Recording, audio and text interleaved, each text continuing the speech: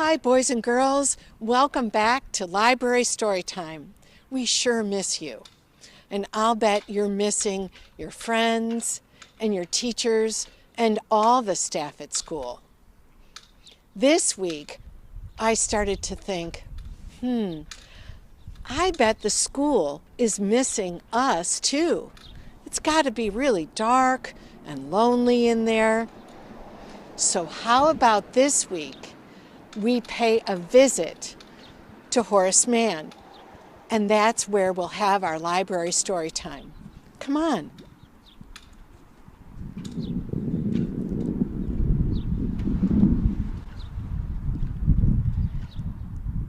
And I think I have found a just right book to read here while we keep Horace Mann company. Boys and girls, today we're reading My Teacher Sleeps in School by Letty Weiss with pictures by Ellen Weiss.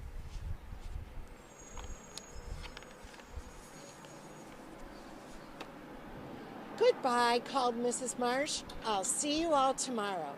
Mrs. Marsh went back into the school and everyone began walking home.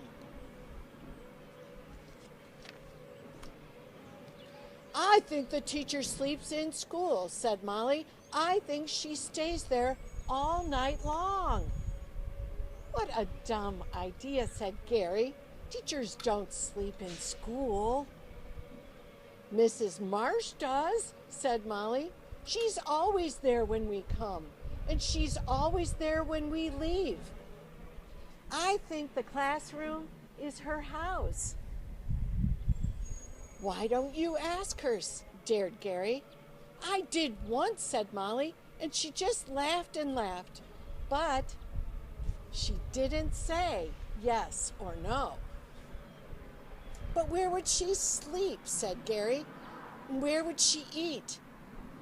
Let's look around the room for clues tomorrow, said Molly. Maybe we'll find out. The next day, Gary could hardly do his work. He kept watching Mrs. Marsh and wondering, what if it's really true? He whispered to Molly. What if she really lives here? Pretty soon, Lisa and Jason were wondering too. Where does she keep her clothes? Asked Jason. In the closet, of course, said Lisa, behind the paste and paper. At playtime, when Mrs. Marsh wasn't looking, they opened the closet door. Look, whispered Lisa, a towel and some soap. And a mirror, squealed Gary. I'll bet she gets dressed in this closet, said Molly. And undressed too, giggled Lisa. I'll bet she wears funny pajamas, said Gary. And gloppy cream on her face, said Jason. They pictured Mrs. Marsh in her pajamas and they couldn't stop laughing.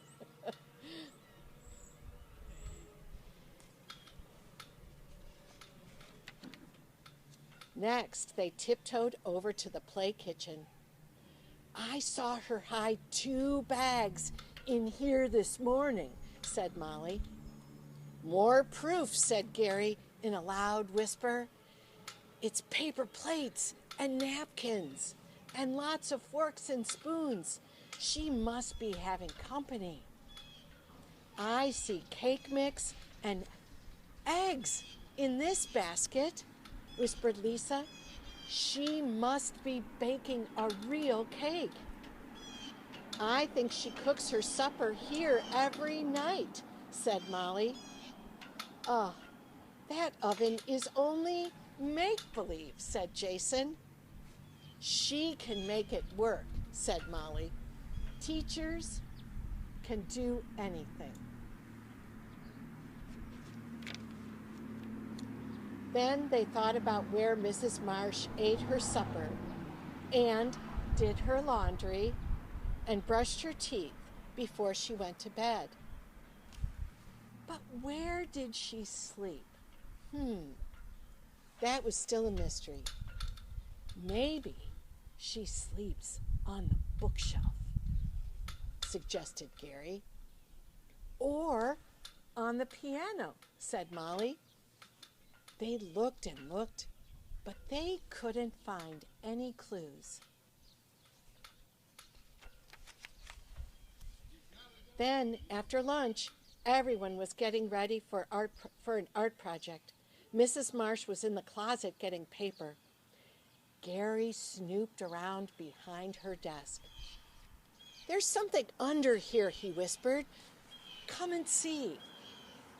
A pair of slippers, said Molly. And a pillow. She must sleep under her desk. We never thought of that. I told you so, said Gary. She really does sleep in school. Poor Mrs. Marsh, sighed Lisa. I bet she's lonely here at night. And it must be creepy, said Jason. Then Molly had an idea. Let's leave her a good night snack, she said. And a nice note, said Jason. And something cuddly to sleep with, said Lisa. Gary had part of a sandwich left over from lunch. Jason had saved 6 potato chips for later. Lisa got her teddy bear out of her cubby.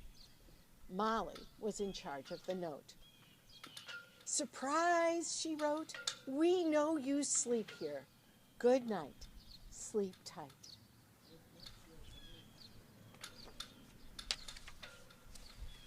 Gary promised to keep everything secret, but soon the whole class knew. Everyone started giggling and whispering. Mrs. Marsh looked puzzled. What's going on here today, she asked. But nobody answered. By 3 o'clock, Molly had wrapped up the goodnight package. Then Gary sneaked it under Mrs. Marsh's desk.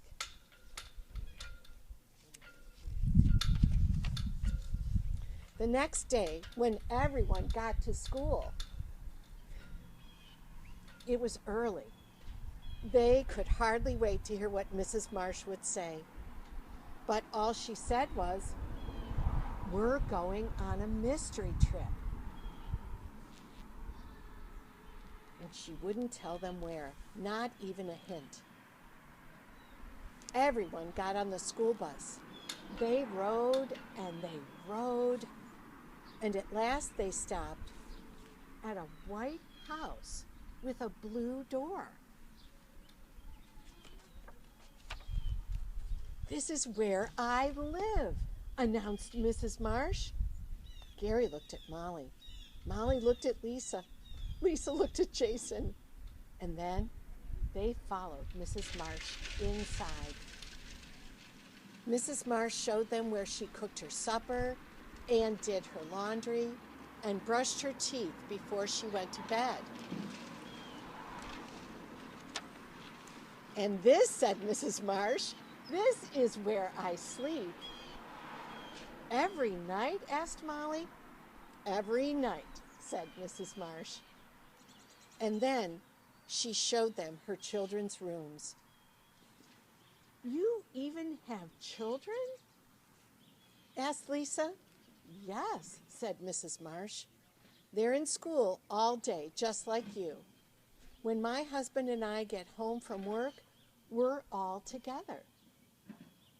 Just like us, said Molly. Now, follow me, said Mrs. Marsh. I've saved the best for last. She led the class into the dining room. There were paper plates and napkins from the shopping bags at school. I've been planning this special treat for the class, said Mrs. Marsh. Oh, said Molly, we thought.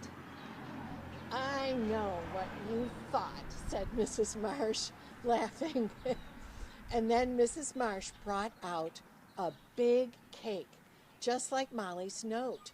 It said, surprise! I baked this last night, said Mrs. Marsh. I baked it in my own oven, in my own kitchen, and after that, I went to sleep in my own real bed. Gary gave Molly a poke. I knew it all the time, he bragged. Teachers never sleep in school. Molly didn't even answer him. Mrs. Marsh was smiling at her in a special way. Molly, she said, would you help me cut the cake? Mrs. Marsh served everyone a piece with a heart on it. And she saved the biggest heart for Molly. The end of My Teacher Sleeps in School. We sure love stories. We tell them to make sense of our lives. This story, My Teacher Sleeps in School, has been told over and over again for almost 40 years. Molly is telling the story, just like lots of us did when we were young, to make sense of why her teacher is always at school. But now, because of our time away from school, you know for sure that your teacher doesn't sleep at school. You get to see them in their homes as they teach. That's where they are. That's where they're cooking. That's where they're brushing their teeth, doing their laundry, and sleeping. Now we have news stories to tell because of our virus quarantine time, and the news stories we tell will continue to help us make sense of our lives. So keep reading, keep writing, and keep telling stories. I'll see you next week.